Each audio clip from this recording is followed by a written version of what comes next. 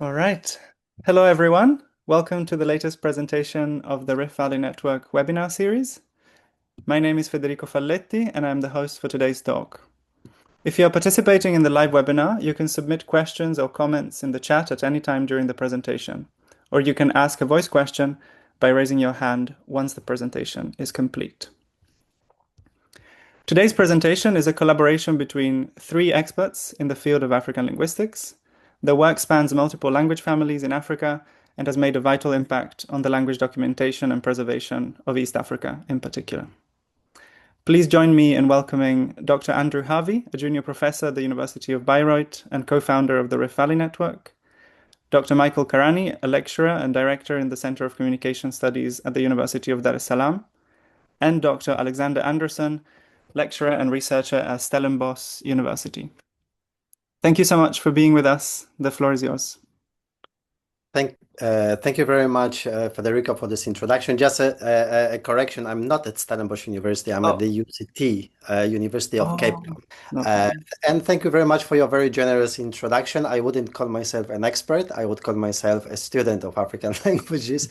Maybe when we die or I die, maybe I will be an expert. Thank you. The study we present today forms part of a broader research program on interjections in Tanzanian languages that we have been conducting since 2021. In this talk, we draw on data presented in our previous studies on Maasai from 23, Hadza also 23, Gorwaa 24 and 26, and supplement these findings with new interjective data from Ihanzu. We will argue that multilingualism is not a property of language as a whole, but rather a feature that applies unevenly across different linguistic domains. Multilingualism may be viewed as a universal property of sentence grammar, or more precisely, of humans' use of sentence grammar, and it means that under specific conditions, any speaker can develop a linguistic repertoire that draws on two or more sentence grammar systems. However, this does not necessarily extend to the domain referred as interjective grammar. As we will demonstrate, multilingualism in this language domain appears to be much more constrained. This is not because humans are unable to learn interactives from other languages, of course, but because interactive grammar itself is inherently less amenable to multilingualism than sentence grammar. By multilingualism, of course, we refer specifically to individual multilingualism, which is an individual ability to use more than one language. And this means that we do not address societal multilingualism, which is understood as the coexistence of multiple languages within a single geographic area or community. Two further concepts require some clarification: sentence grammar and interactive grammar. Following Bernheine, Tanya Kuteva, and their associates, we understand language as consisting of two major domains: sentence grammar and interactive grammar. These two grammatical domains differ from semiotic, computational, psychological, neurological, and discursive perspectives. Sentence grammar, also referred to as prosodic language or propositional language, has an analytical dimension. It is rule-driven and processed in a sequential, compositional, and additive manner.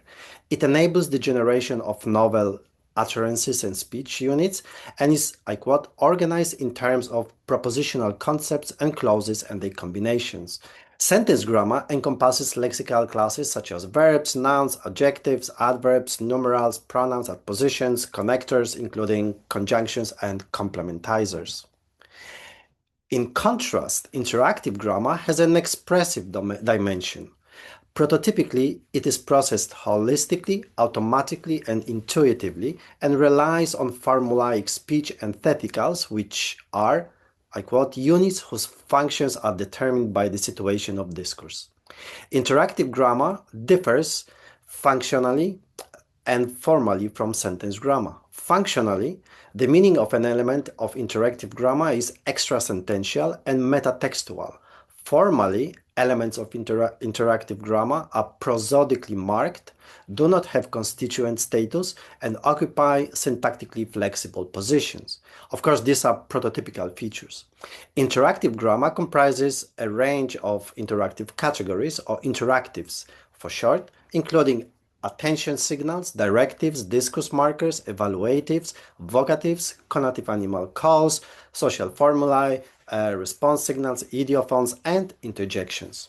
Overall, all interactives are operationally defined as invariable deictic forms that are set off from the surrounding text semantically, syntactically, and prosodically, that can neither be negated or questioned, and that provide insights into how speakers conceive themselves in the world of social communication. These quotes come from Bernheimer's book from 2023.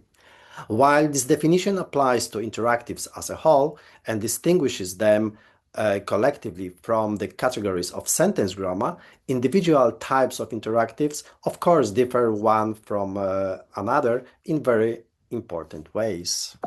Thanks, Alex. And now we can talk a little bit about the language sample.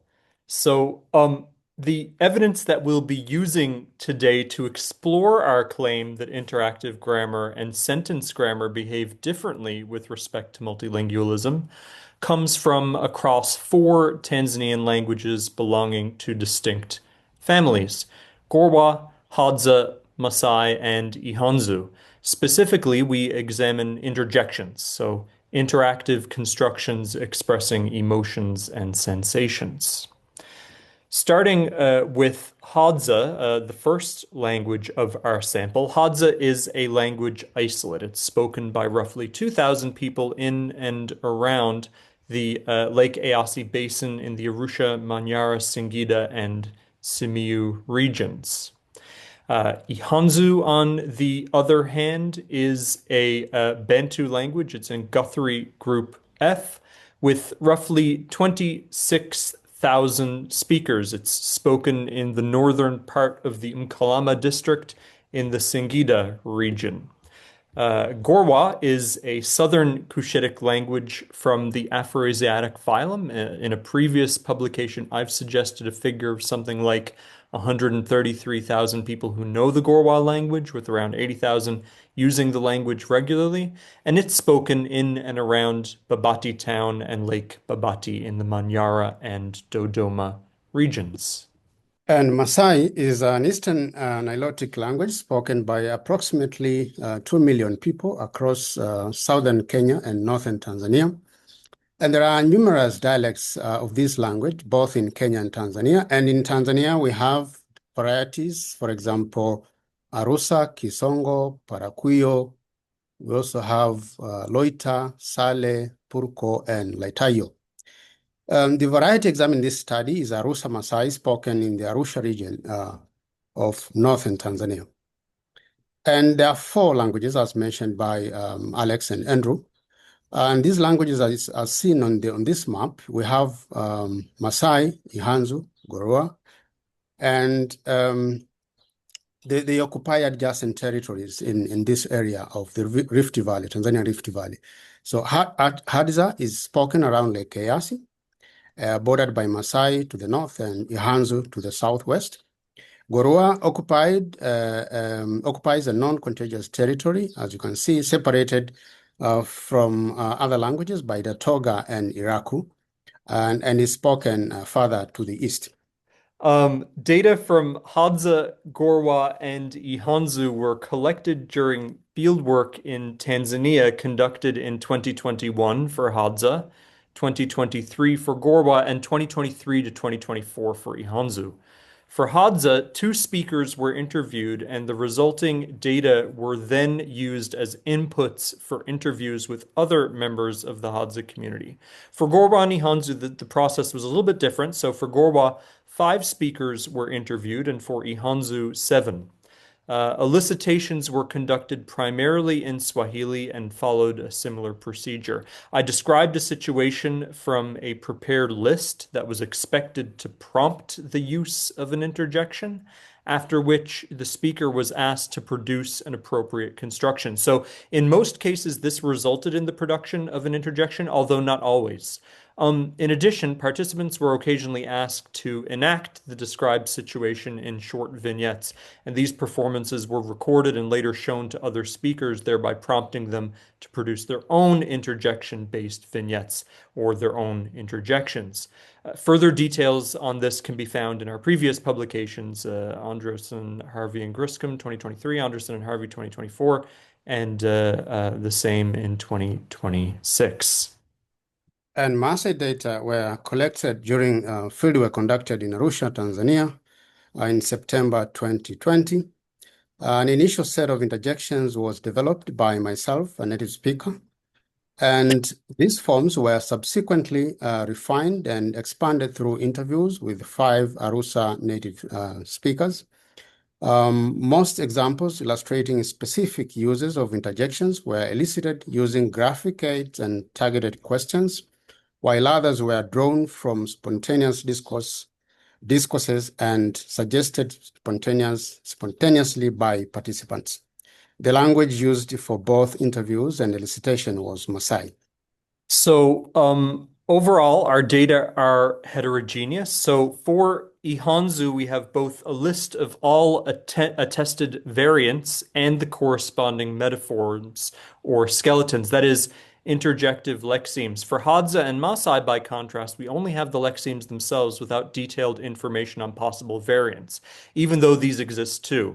In the case of Gorwaa, we have documented variants that have not yet been grouped into lexemes at this point in the data processing. Furthermore, as we've explained previously, Hadza, Ihanzu, and Gorwaa data were gathered from the outside, so sort of top-down process, while Maasai data were gathered from the inside, so with an inside researcher. These differences, however, we expect don't substantially affect our analysis or the findings, and sort of, if anything, the absence of the exact variant data for Hadza and Maasai likely means that the actual degree of overlap in form and meaning may even be greater than our current data suggests. So that's something to look at. Definitely. And our comparison reveals quite striking similarities in primary interjections across these 4 languages. These similarities concern 3 areas: shared interjective constructions of form-function pairings, which are lexemes, as well as shared properties, that is, general characteristics of interjective categories in respective languages, and shared mechanisms, that is, specific formal strategies used to profile particular meanings, which together, of course, account for the constructional convergence of interjections I mentioned previously. We divided these constructions, interjections from 4 languages into 10 classes, as you can see, based on the structure and the phonetics of these interjections. And as you can see that we have what we call type A interjections, in which you have a vowel, and potential laryngeal or guttural sound. As you can see, in the 4 languages, there are examples showing this pattern of interjections to express emotions like surprise, disgust, among other negative emotions. And then we have A-type interjections plus a vowel, and in this case, it's a glottostop. As you can see, we have in Hadza, in Gorwaa, and examples in Ihanzu, but except for Maasai in this case. We also have laryngeal plus A-type vowel to express surprise and disbelief. And we got examples from 4 languages. As you can see, we have another type, we call it E-type plus a vowel, E-type vowel plus a potential laryngeal. None in Hadza, but we have examples in Gorwaa and Ihanzu, and we don't have one for Maasai. The laryngeal plus E-type vowel, again, we have different forms in Gorwaa, Ihanzu, and Maasai, as you can see, to express surprise. And then another one, a laryngeal plus O-type vowel to express positive emotions, for example, happiness, excitement, And we have examples from Gorwaa and Maasai for this case. And then we have all type vowel interjections, as you can see, from all 4 languages to express negative feelings and emotions. We also have U-type vowel, and normally it appears, the W, the glide W appears before a vowel, but also there is a potential laryngeal sound, and this comes from 3 languages. We have E-type vowel with the potential of glide from all 4 languages. And we have also many examples for E-type vowel plus a glide plus a vowel, intervocalic position. And we have A-type vowel plus a glide plus another E-type vowel. We have O-type vowel plus a glide for sympathy, compassion, and pity emotion. These are negative emotions. We have U-type vowel plus a glide, as you can see, many from Maasai, but none from other languages. And we also have a vowel and a glide. In some cases, we have a diphthong plus a sibilant sound.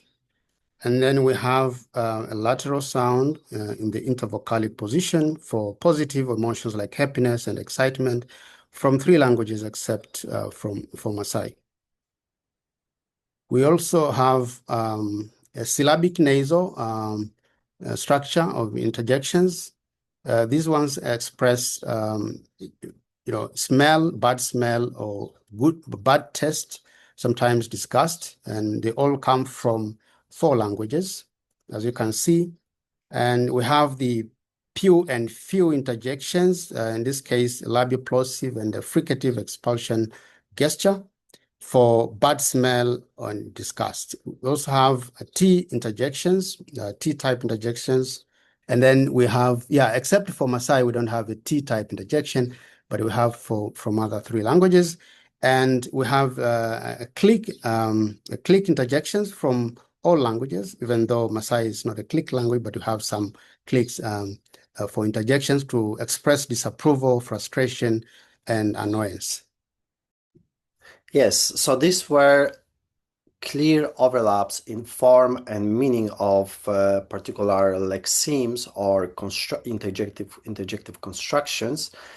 Apart from that, we also have shared properties. So interjections in these 4 languages are highly mutable and unstable, which is typical across languages, which we spoke about with Andrew in a paper published 2 years, or last year actually, in 2025, I think. This instability is far more pronounced than in interjections, it's far more pronounced than in the lexical classes of sentence grammar, especially nouns, verbs, adjectives, and pronouns. Interjections form clusters, that is, spaces composed of multiple variants linked through family resemblances of both a structural, form-related, and functional, meaning-related manner or nature.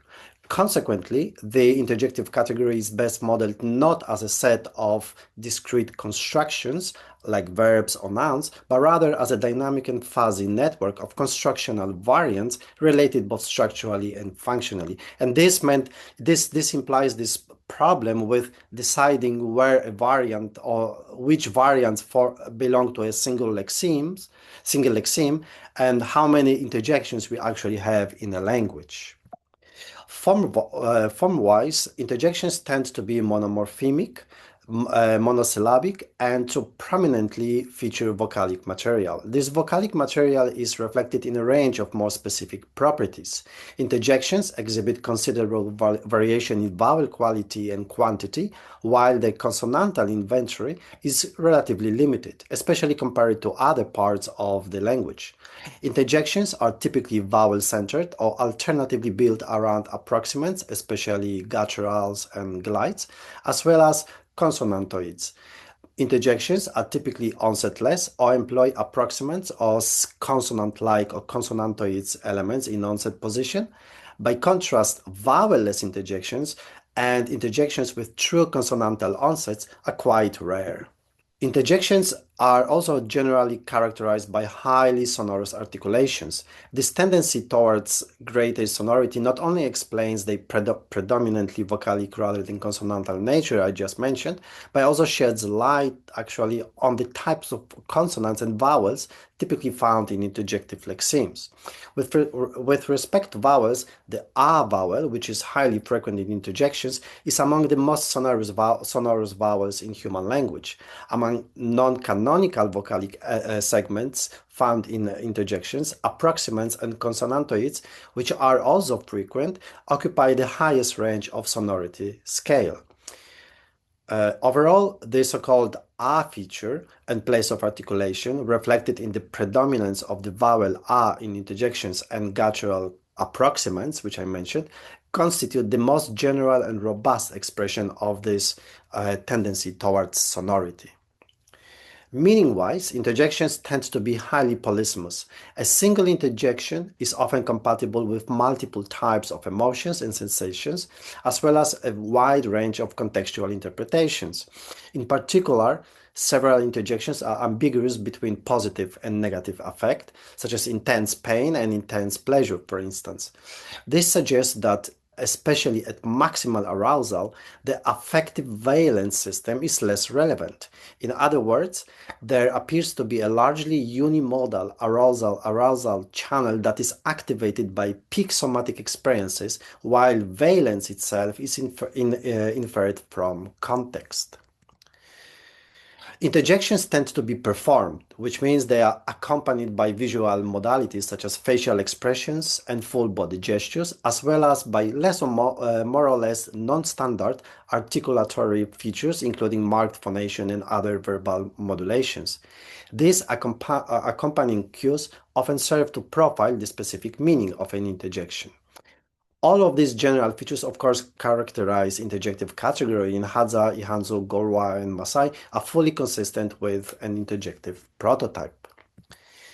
Apart from lexemes and general properties, we also noticed certain overlapping mechanisms in these four languages. Some interjections exploit ingressive or aggressive airstream.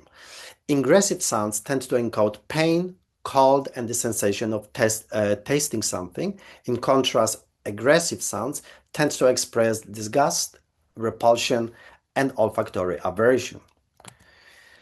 While not absolute, all of these are tendencies, not absolute rules, there is some mapping between vowel height and emotional or physiological arousal. High vowels tend to encode high arousal at both ends of the valence scale, for instance, extreme pain as well as extreme happiness or excitement. Low and back vowels tend to encode lower arousal and or more passive negative states, such as disappointment, wistfulness, sadness, or tiredness. Finally, mid vowels, a, o, tends to occupy an intermediate position, expressing moderate surprise, dismay, or mild disgust, which means states that are neither maximally arousing nor fully passive. Simple forms are punctual, typically referring to a single brief event. In contrast, reduplicated forms tend to encode the duration, repetition, or intensity of a state.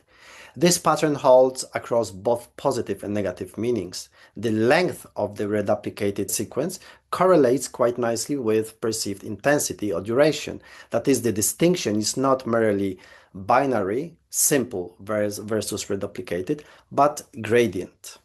Laryngeal modification often signals physiological involvement. Plain modal phonation tends to be by default used for emotional or psychological states. When voice quality is modified specifically through breathy, murmured, or creaky laryngalized phonation, it often indicates bodily or physiological involvement rather than purely emotional content. Breathy phonation frequently encodes physical exhaustion, thermal sensation, or diffuse body states. Creaky or laryngalized phonation, in turn, often encodes extreme states, peak disgust, or a sense of loss of control. Overall, we think there is a more general principle operating here. Modal voice suggests that the interjection is under volitional control. In contrast, non-modal voice suggests that the body is acting upon or doing something to the speaker. The glottal stop is sometimes used as a rhythmic marker inserted at moments of emotional or sensory peak within a form. In Gorwaa and Ihanzu in particular, forms without a glottal stop tend to be more flowing or sustained, while forms with an internal glottal stop are more punctuated and typically encode sharper, more intense, and shocked readings. The glottal stop may therefore function as a staccato marking in music, interrupting continuous airflow and dividing it into discrete beats. In addition, interjections of pain predominantly use high front vowels, palatal glides, and glottalized or ingressive consonants. Interjections expressing disgust, bad smell, or bad taste often involve closed mouth nasalization or forceful labial articulations. Gustatory domain is dominated by nasal, especially labial consonants.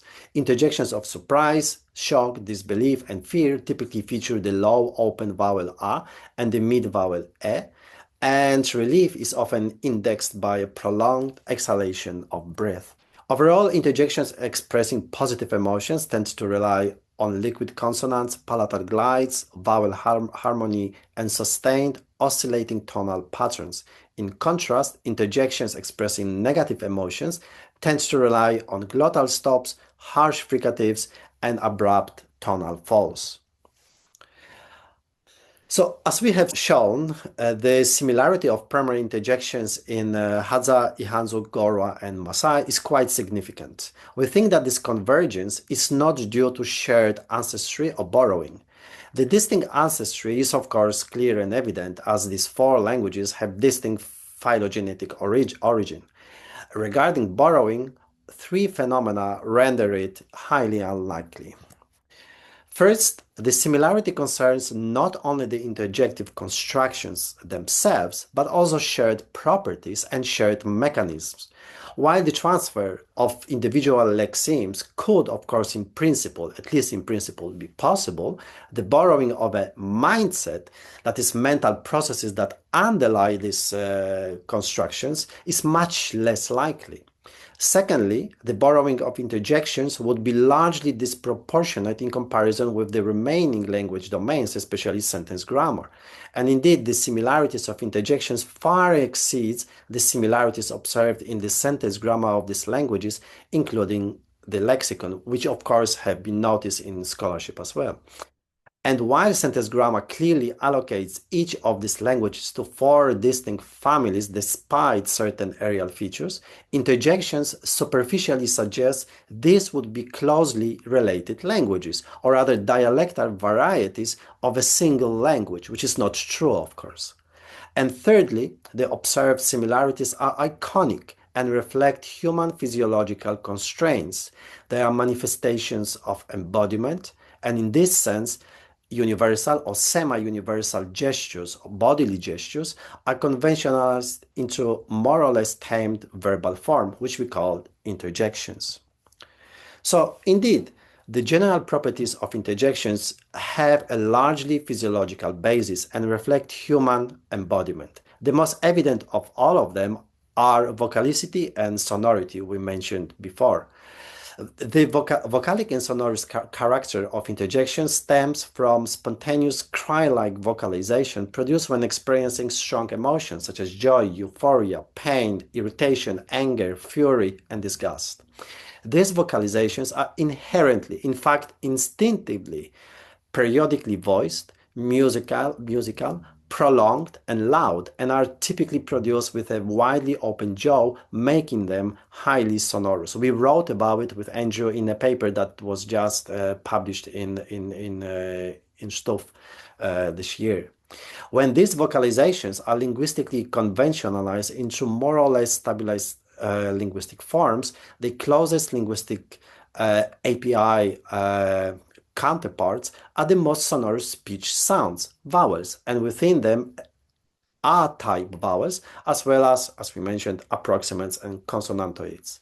As a result, many interjections can be understood as imitations of cry reflexes. The monomorphemic, monosyllabic, polysemous, and performative nature of interjections likewise has a physiological basis.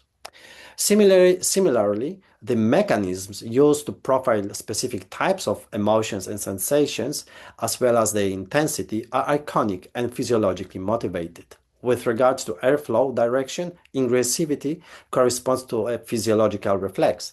Upon contact, the autonomic nervous system triggers a sudden intake of breath. Aggressive airflow, by contrast, corresponds to the physical act of expelling a pathogen from the oral or nasal cavity. The glottal stop iconically encodes physiological interruptions of breath, voice, or swallowing that accompany somatic and emotional states. The phonetic sharpness and high acoustic frequency of the vowel E, typical of pain interjections, imitates the piercing nature of acute physical trauma. Closed mouth nasalizations and forceful labial articulations, typical of interjections expressing disgust, bad smell, and bad taste, imitate acts of oral closure and expulsion. The association of nasality, especially labial, with gustatory domain reflects the act of tasting or smelling. The vowel A and E, typical of surprise, shock, disbelief, and fear, likely reflects warning signals for which loudness, especially loudness, is relevant.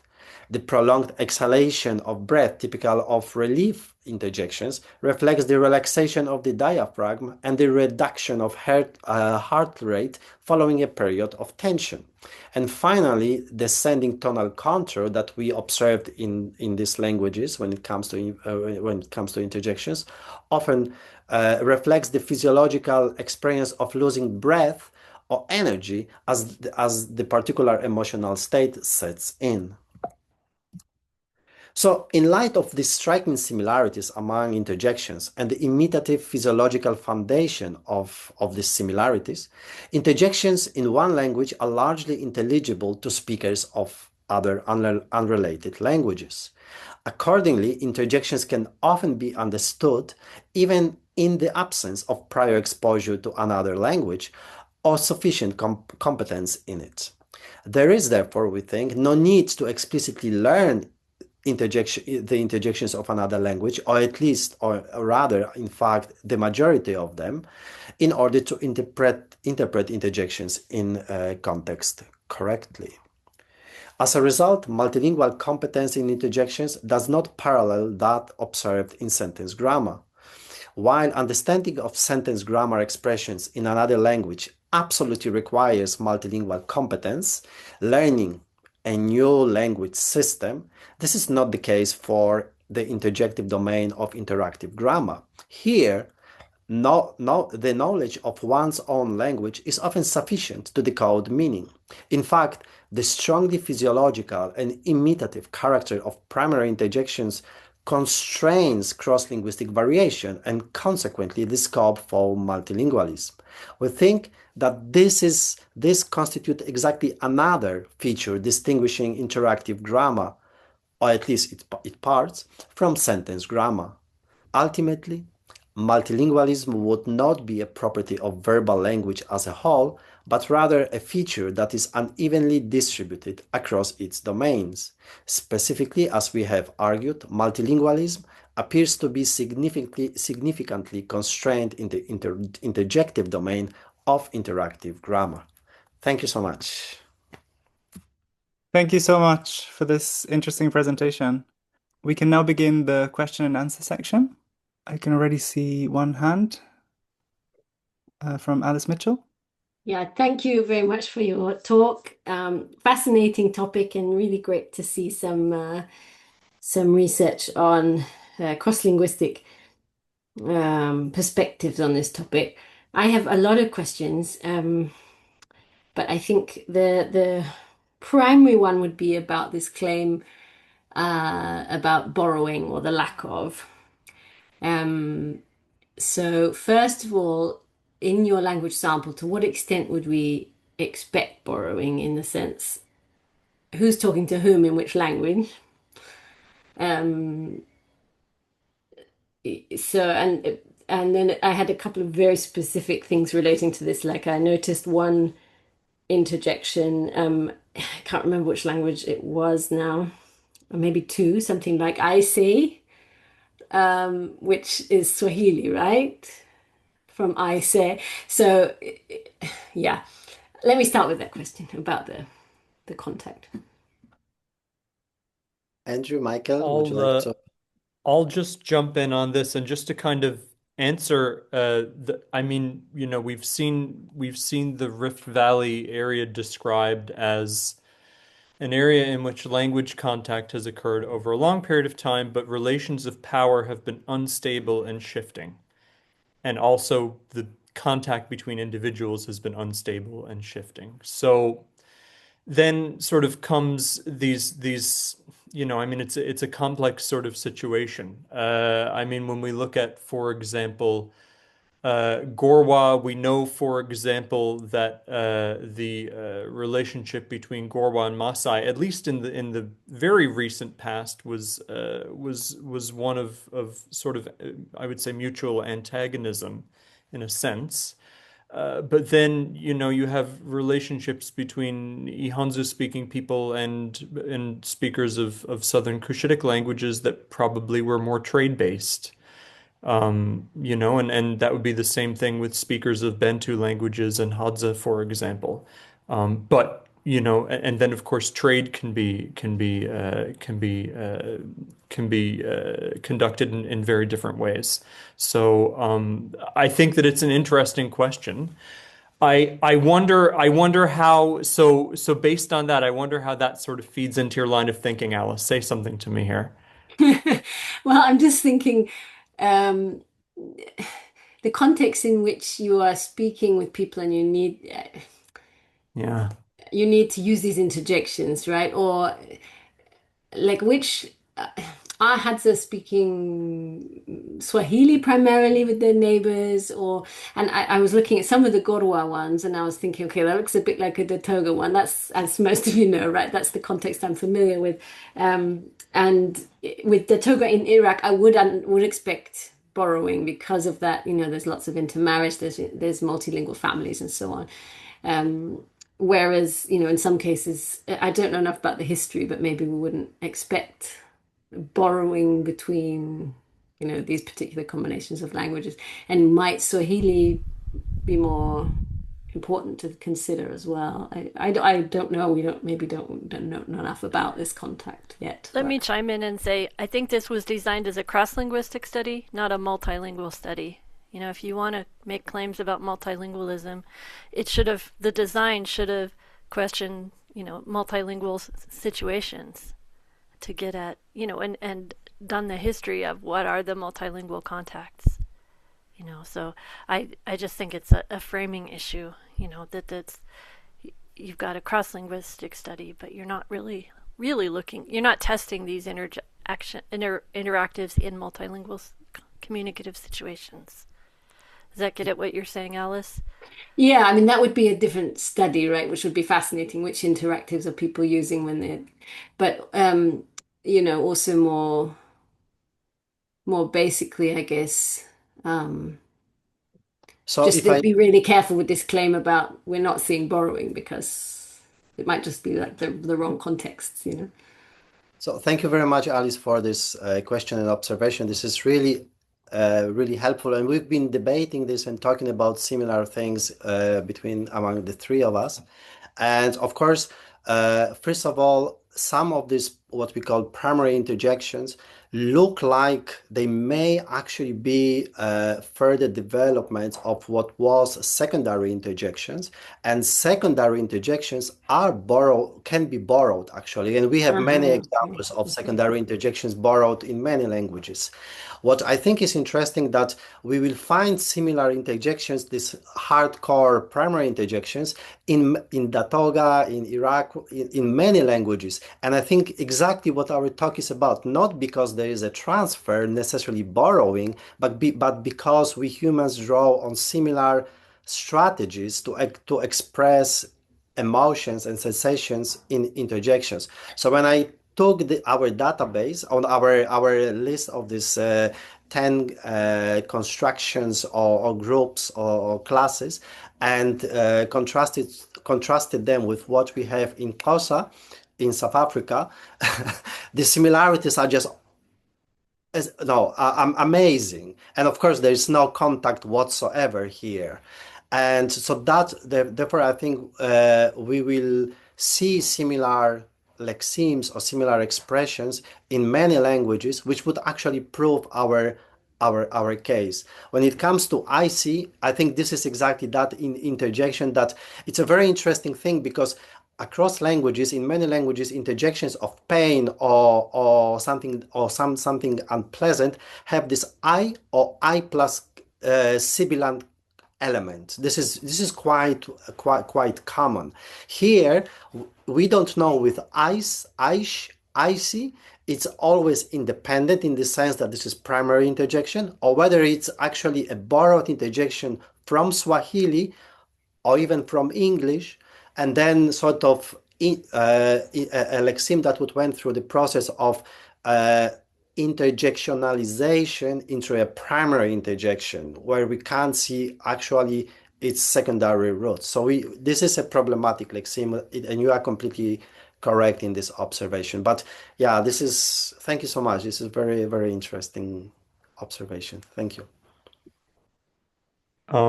I should also say, Alice, you've pointed out an important sort of, domain of contact as well, this idea of, of extensive intermarriage.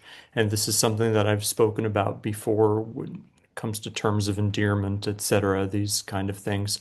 We're currently looking at it with Martin with kinship terms. So, of course, this is a really important sort of context to look at. And I appreciate your reminding us of this one big context for multilingualism and for language contact and borrowing. Gosh, with Swahili, how far do we go back? 150 years maybe for real real substantive use and contact with Swahili in the area? Like, how long were people using it and speaking it?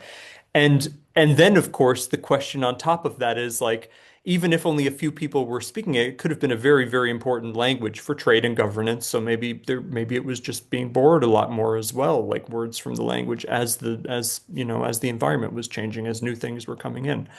All of this is to say is that I think, and I feel that sort of the historical situation, and therefore the situation of multilingualism and language contact, I think it's still, you're still really only sort of scratching the surface there. Yeah. Go ahead, Bonnie. Like Alice, I have a lot of comments, so perhaps we can switch on and off with our comments. Also, start with the bigger picture questions.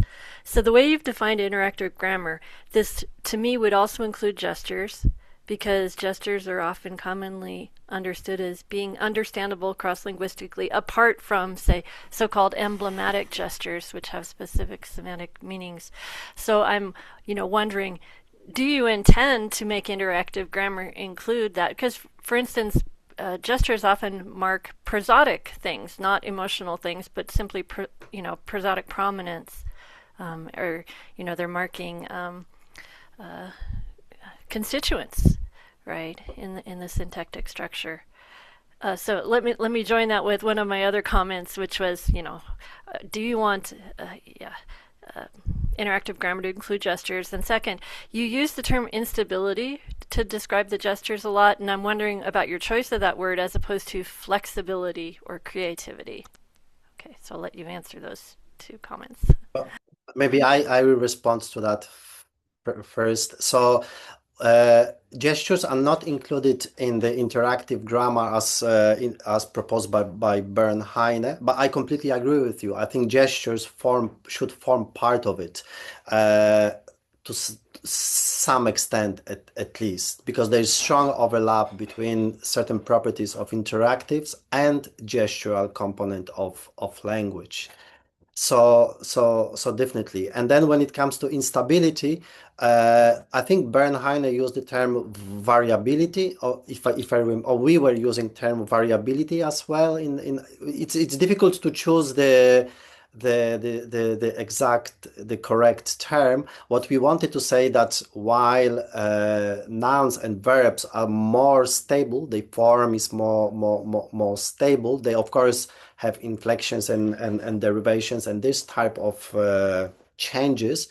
Interactives are not, they don't have inflections and derivations, very seldom or less seldom compounding, but they undergo this process of mutations that the same sort of lexemes can have an immense spectrum of variants. And yeah, we use the term instability from our previous study, but mutability, mutation, variation are also flexibility, as you, Bonnie, propose, is also possible. Yeah. Well, because to me, instability and variability seem to imply an underlying sort of form that then these things branch out from, which I don't know that is what's going on in the cognition. You are completely correct, because I don't. There is no some let's say center, and then from which we would derive contextual variants. It's more like a family resemblance of all these potential variants that form sort of a cloud of possibilities. So yeah, maybe rather than yeah, I completely agree. Perhaps, perhaps only to add, this idea of flexibility or creativity and the way that it centers speaker agency and what people are doing and how they are using interactives and interjections. And Bonnie, I think that's an interesting point and maybe something to take on when sort of toying with these alternate terminologies. So yeah, I mean and then it makes me think, okay, well, how are these things modified, and how are these resources manipulated to to express certain identities, or yeah, I think I think that's interesting, Bonnie. It's a really neat sort of way of making us think about these things. Hmm. And this instability actually, or flexibility, was one of the problems, or is always a problem for us when we collect. Once collected, how to interpret our data, how to decide that this is the same lexeme and not a new lexeme. Is it a variant of something that we already have, or how many interjections are there in the language? Is it 100, or can we boil it down to 20 and the rest are just variants? It's extremely difficult because this variants not only differ in a little bit, they differ a little bit in form, but also a little bit in meaning, but not so radically to consider them a completely different lexeme. So there is this chain of similarities that leads from one, let's say, token to another token, always overlapping, like in a family resemblance. But at the end of this chain, two things are not similar at all. But yet you can't put like a border, some sort of line separating here the lexeme ends and a new lexeme starts. And that's what one of our Andrew's and my paper was about. It's extremely challenging, you know. Yeah, and I think with the variations that we see in the languages addressed by Andrew and Alex, maybe would kind of inform us if Andrew had a chance to ask speakers if they would use the other variant to mean the same. Because if we agree that physiology, human physiology or embodiment, human embodiment is one of the factors that result into some variations or even construction of these interjections involving certain parts of the articulatory system, say the laryngeal and glottal, could this be just differences in shapes of the articulatory system of individuals?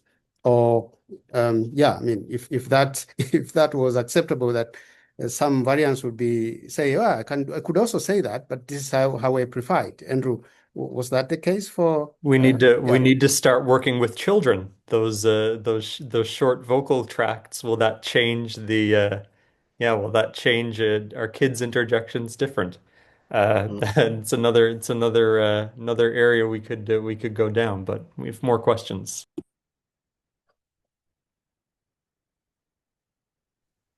Yvonne, do you want to go ahead? Yeah, I have a question on the methodology. You mentioned that you started off with a list of situations, and I'd be interested to learn a little bit more. I mean, which situations were found on this list, and which instructions did you give speakers? So that would be the first question. And then when you collected an utterance, so when something was prompted, how did you actually decide whether this is an interjection for you? I mean, what was an interjection? Which properties did it have to be included in your database?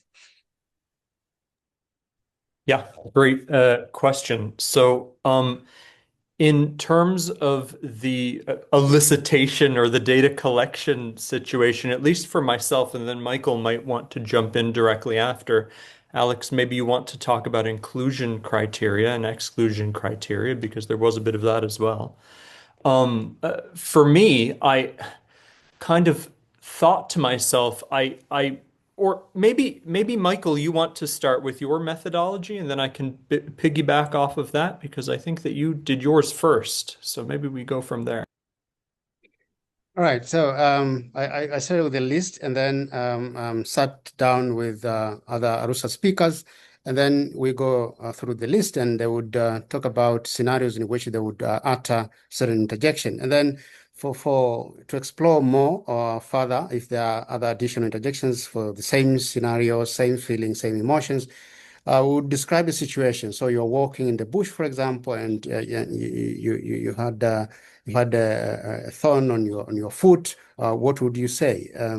Or you just touched very cold, or say ice, or very cold iron rod, for example. What would you say? And in other scenarios, we would actually describe like a mother came out of the house, found their child laying down on mud, and to express surprise, shock, or anger, any kind of emotions. What would you say? So various situations in which the first word they would say, we consider it as interjection, following the features of interjections we have set, saying the structure, and it shouldn't be anything else that has some secondary meaning. It should be a verb, a noun, what we'd categorize as secondary interjections, just a primary prototype of interjection that you wouldn't use in other scenarios or to express something else apart from the emotions of that particular situation. Yeah. And just to sort of build on that, so I very much stuck with this this sort of situation or this sort of vignette approach. So saying, okay, well, sharp pain, let's think about a situation that might occur semi-regularly, hopefully not very regularly, but semi-regularly, in which a speaker might encounter pain or feel pain in this situation. You're walking, you step on a thorn or something like that.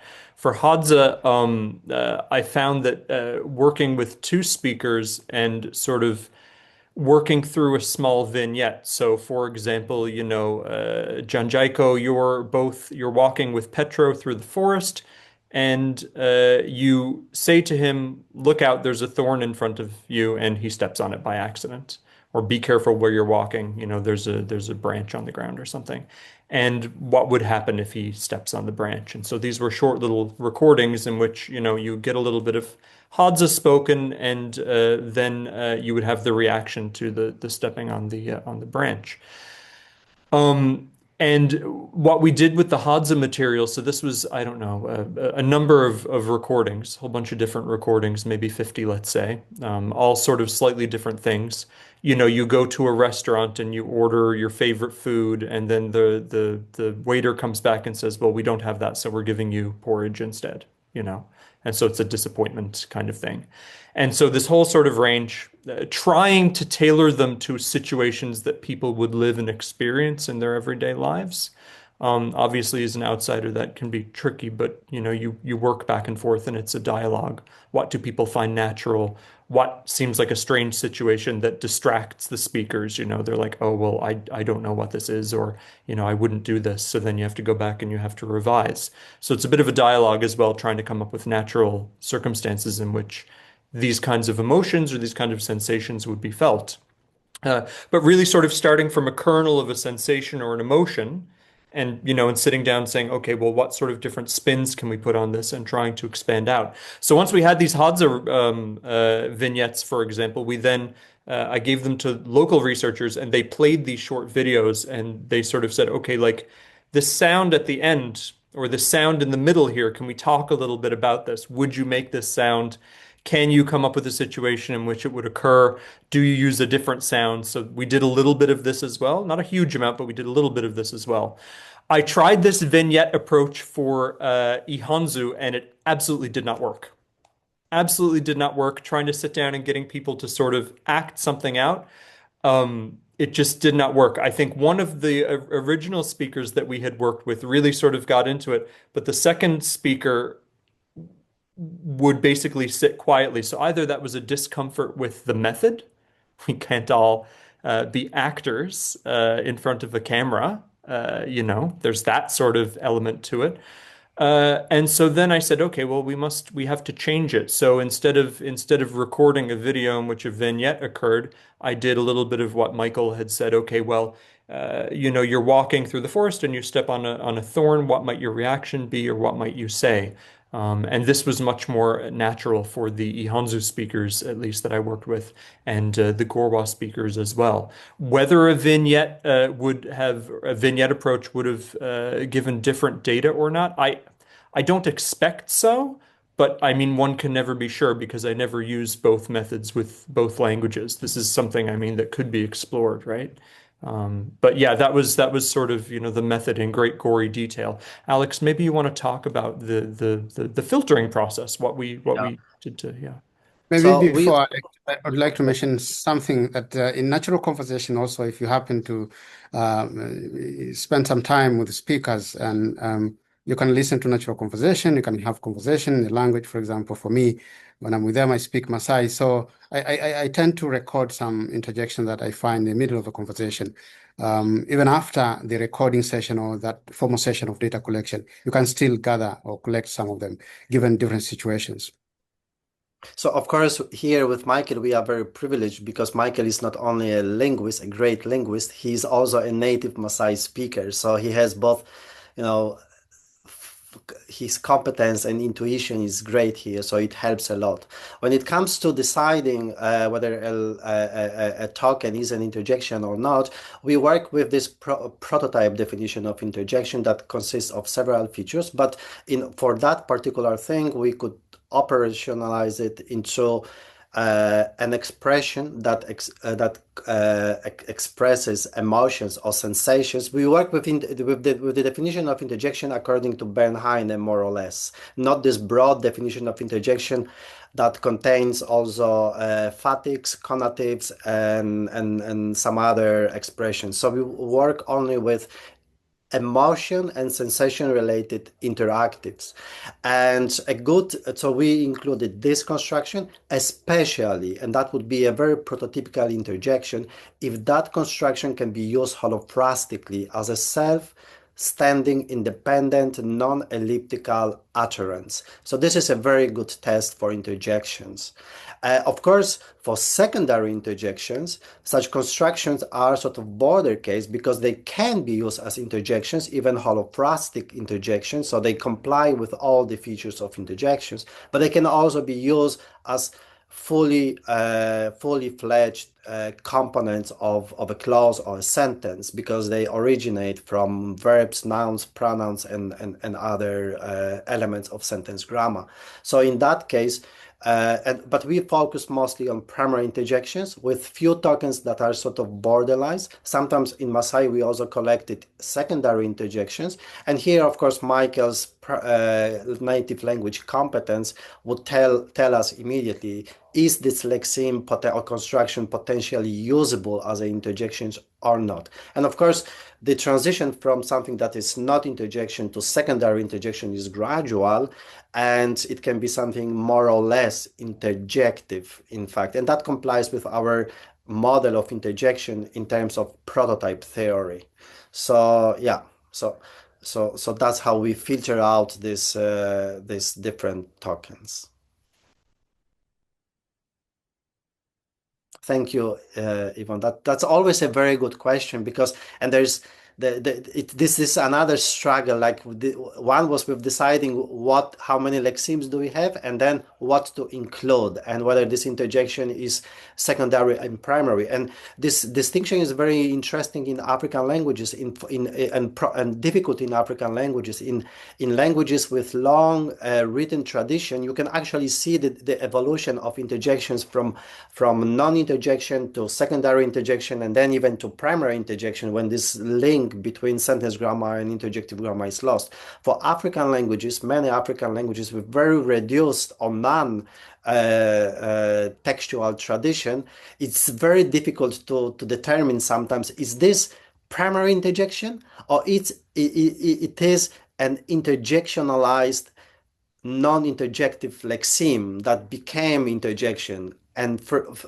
going through the phase of secondary interjection. Sometimes it's quite speculative, actually. So it's a struggle always. Yeah, it's not a trivial question to determine a language, even that one knows very well whether an element is an interjection. And I've been looking at Bantu interjections for a long time, and I'm kicking out things and I'm adding things depending on.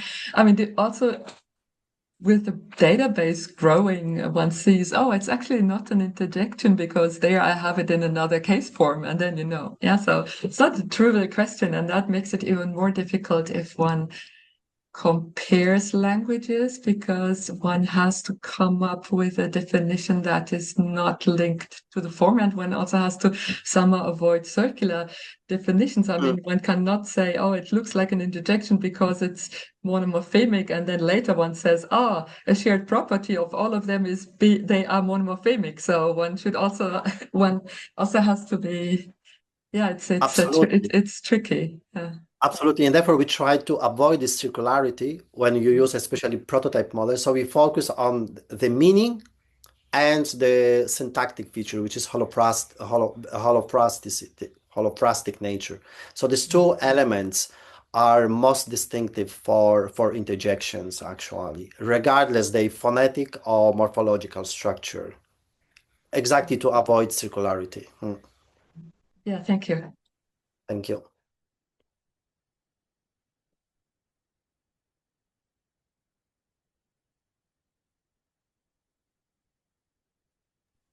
Bonnie, I see you have another question. I thought Alice had other question too. You want to go first with your other question? I do. Yeah. If we have time, that's okay. But thank you, Bonnie. Yeah, I have another. It's a sort of comment, sort of question. So, this idea that there's convergence in interjections that we can explain because of physiological similarities or iconicity. I'm very sympathetic to this. I think for certain interjections, there's been Yvonne has also worked quite a bit on back channels, and Mark Dingermanza has this famous stuff about her and how it kind of lends itself to its particular role acoustically and so on, and articulatorily. But at the same time, I want to just kind of warn against this idea that there's a standard set of human emotions out there, and they can be pinned on to certain interjections. And I think you made this argument about L2 speakers and how the meanings of interjections are sometimes obvious because of this quality, and I think that's maybe true in some cases, but again, something we have to be careful with. My own experience of living in East Africa is when I come home, I feel very impoverished in terms of my ability to express sympathy in my own European languages.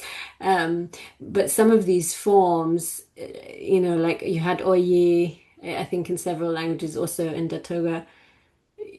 I don't know. I mean, prosodically perhaps, but from the kind of vowel itself, I don't know. We have to be careful. And then I guess a question then, sometimes, so you use this term iconic, and I think there was the example, like a high sound is happy or positive.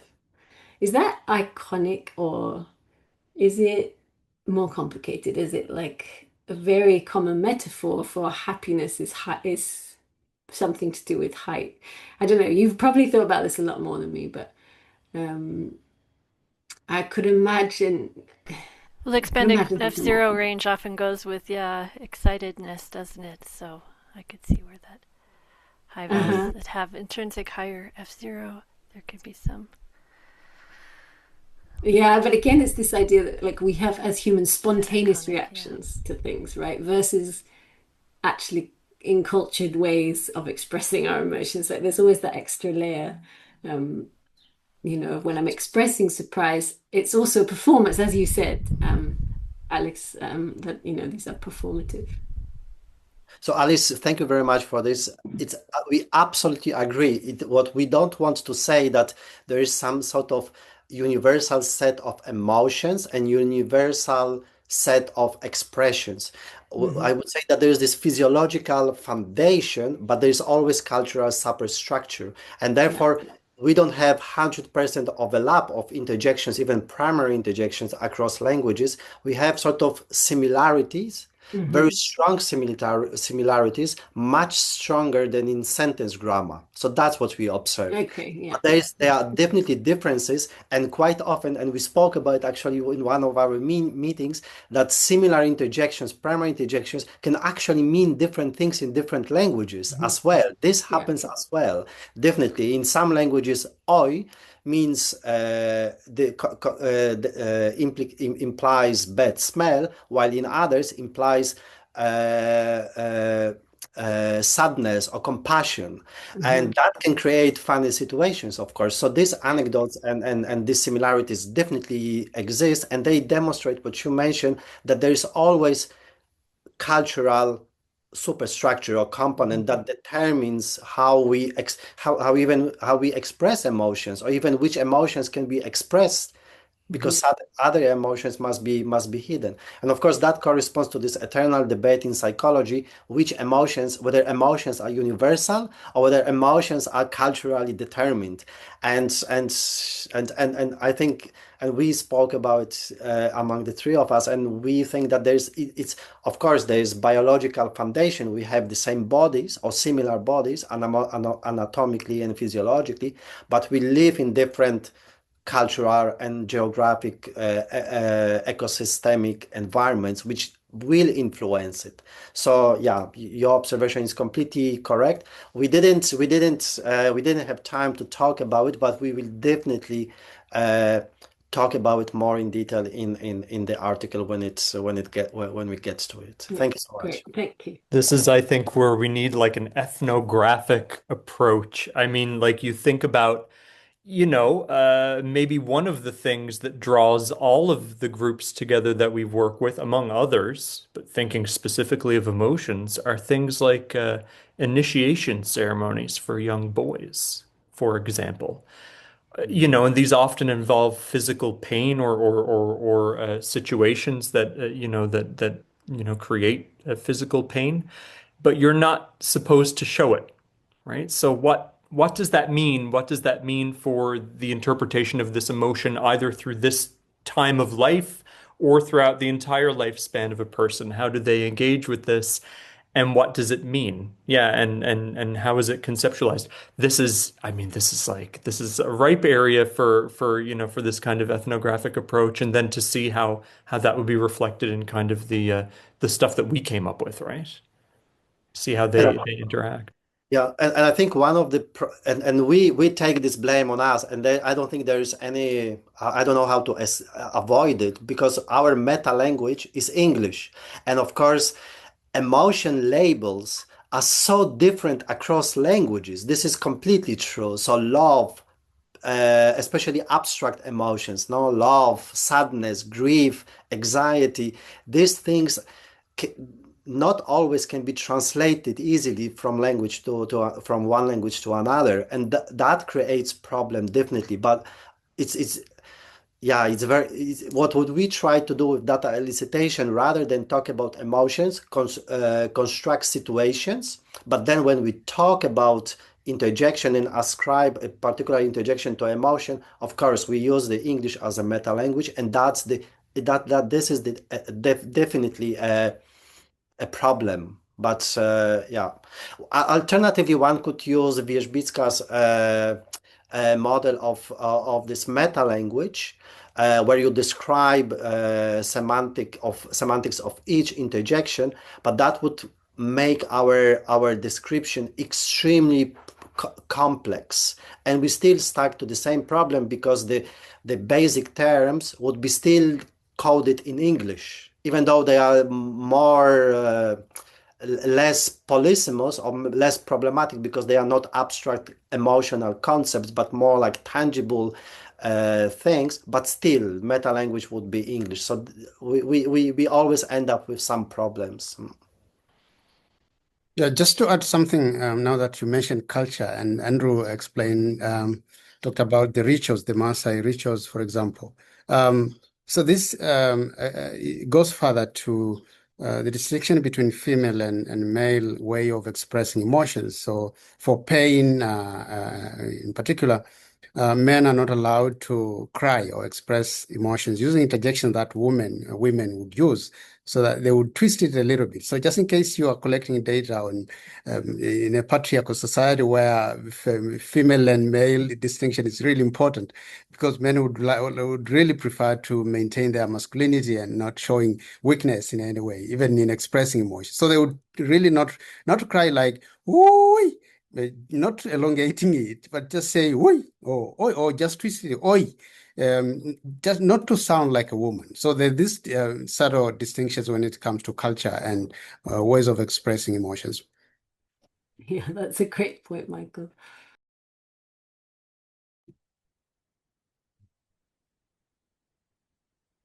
So if I may, with my final questions, I've got one consonant, one vowel, and one laryngeal comment.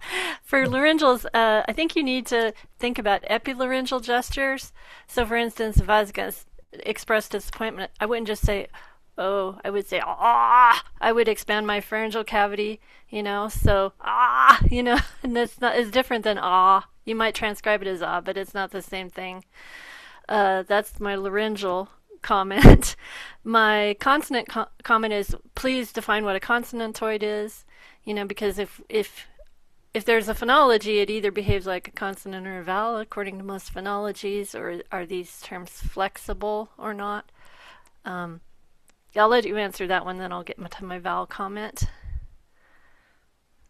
The consonantoid. Okay. So rather than treating vowels and consonants as completely separated and either or, we sort of operated with a spectrum of that they would actually or sounds would be possible to place them on this spectrum of something that is most consonant-like, like for instance, p, t, k, this voiceless obstruent, and then something that is prototypical vowel. And of course, in the middle, we would have glides and semi-vowels, and also certain sounds that, like glottal stop, that, for instance, sort of shares certain properties with vowels, but also shares certain properties with consonants, and that's what we call mainly consonantoids. Yeah.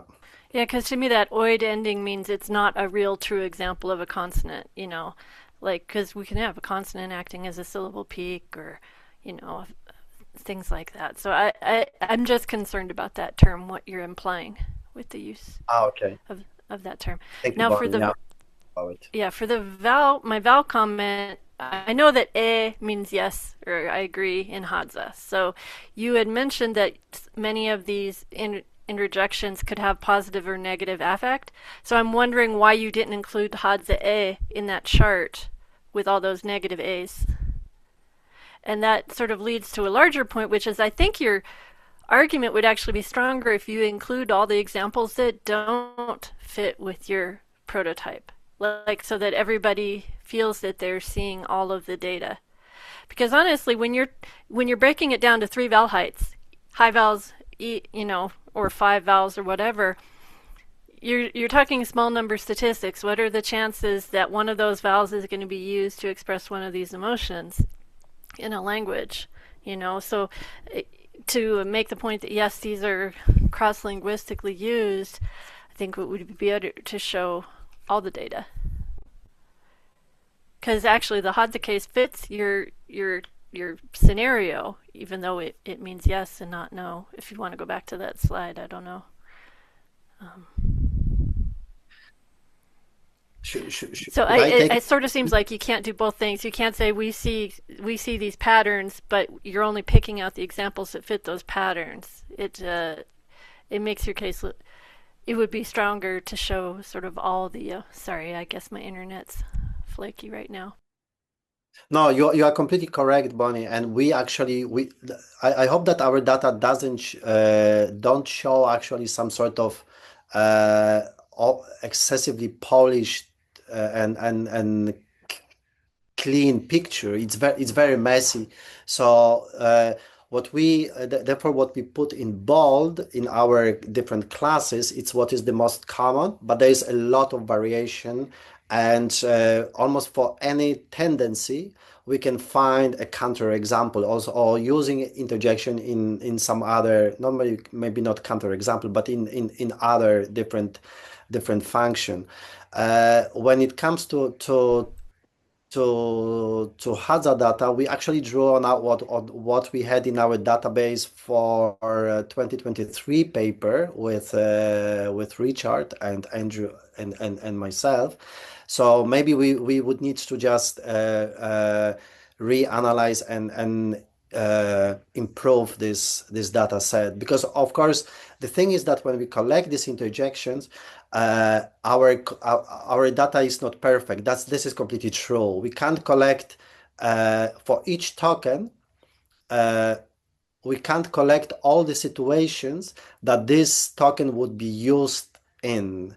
So we sort of collect as much as we could in a way, but there will be situations that we couldn't probably that are not reflected in our data set. But that would mean actually that the overlap is even potentially larger, I think. Well, as a follow-up, we know that grammatical morphemes tend to draw their consonants and vowels from a subset of the world's consonants and vowels. So why not just say interactive grammar is similar, but it draws from a different kind of subset of sounds? And given that subset of sounds is quite small, we would expect, by chance, those different sounds to have opposite meanings in different languages, and that's not, so that would reduce the need to have a biological reason for a particular sound going with a particular emotion. That's also very possible. Yeah, thank you, Bonnie, for suggesting this. This is yeah. The thing is that when it comes to interactive grammar at large, I think this cross-linguistic convergence or similarity is especially visible in interjections when one looks at some other parts of this interactive grammar is actually less evident, and that's what I thought that maybe that would comply with the prototype theory actually, that of course the distinction between sentence grammar and interactive grammar is, once again, it's not either or, but it's a spectrum, and somehow connected. So but yeah, definitely we will take it into consideration. Thank you so much, Bonnie. That's very important.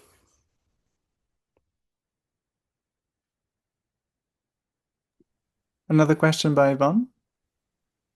Yeah, I'm ready to ask a stupid question.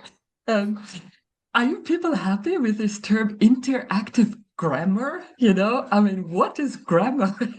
Yeah, that one should make that distinction. I mean, what does grammar mean in this combination? Honestly, I'm a little bit lost. So at least how I understand it, for me, grammar means it's not different from language, and that would comply with cognitive linguistic understanding of language, where there is no distinction between let's say grammar and I don't know other subsets of all language domains. So interactive grammar means interactive part of language.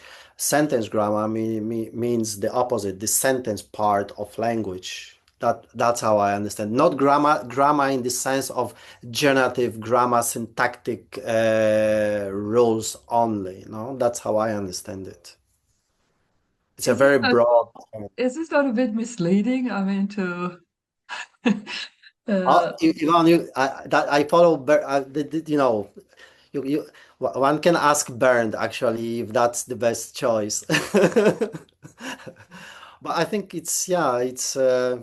I think different language theories understand the term grammar differently, just like meaning, for instance. No, in cognitive linguistics, syntax is meaning.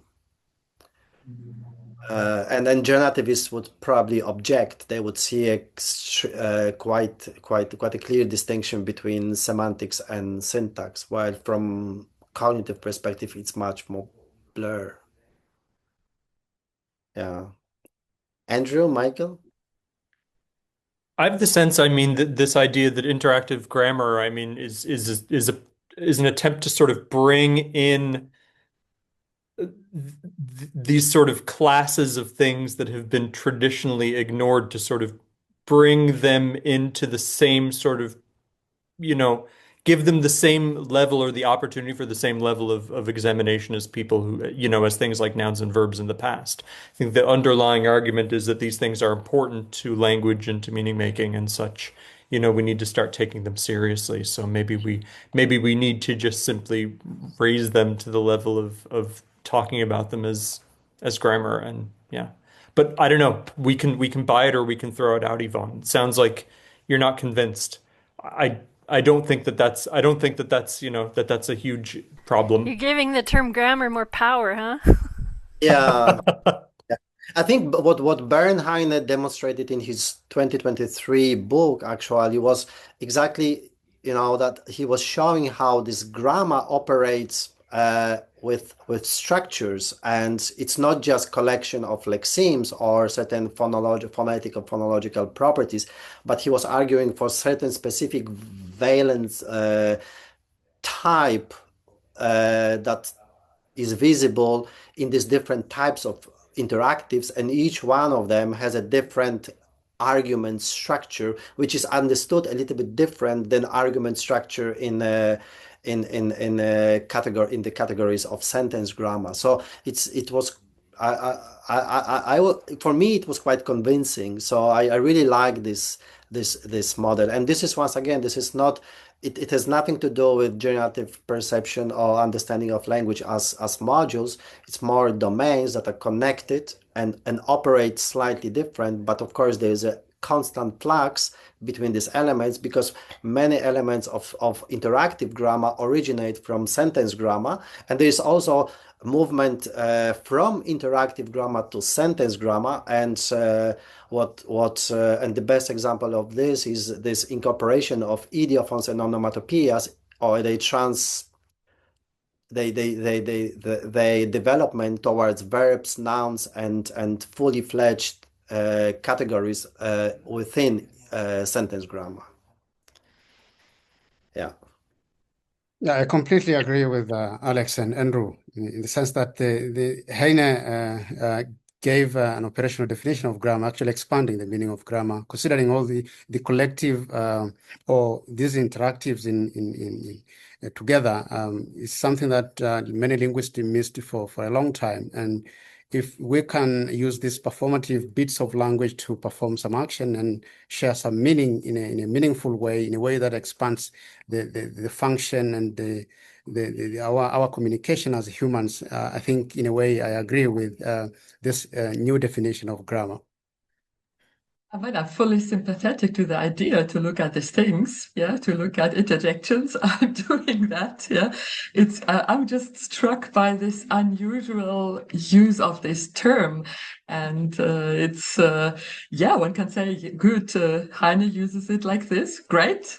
That's an argument to say. But I mean, I'm just struck by this unusual understanding of this term. Yeah, I'm just struck by it. Yeah, and whether one doesn't lead people on the right or on the wrong track by applying a term in such a way, by giving it such a new meaning. I think about it. I was just confused now, so I haven't made up my mind. Maybe I should look at this book again. Here it is. You see? Yeah. But thank you so much, Yvonne, because I've never thought about it. And this is actually a very interesting question that you raise. It's really, really interesting. And it never occurred to me even to think about it, that there's something odd. Maybe because I come from a different, I don't know, from my own tradition. And it didn't sound anything odd, but you are completely, now I'm thinking, I think you are right. It's a very expansive use of the term grammar, which definitely warrants some consideration and reflection, definitely. And there's also the term thetical grammar. So how does interactive grammar differ from thetical grammar, I guess? Isn't that a term that Bernd has also used? Yes. Yeah, and he talks about theticals and exactly these theticals as sort of arguments. Yeah. These are more like mood markers, I guess, which, could still be postulated as a kind of grammatical structure in syntactic theory. I think we've reached our time for today. Thank you so much, Alex, Andrew, and Michael, for your presentation, and everyone else for participating.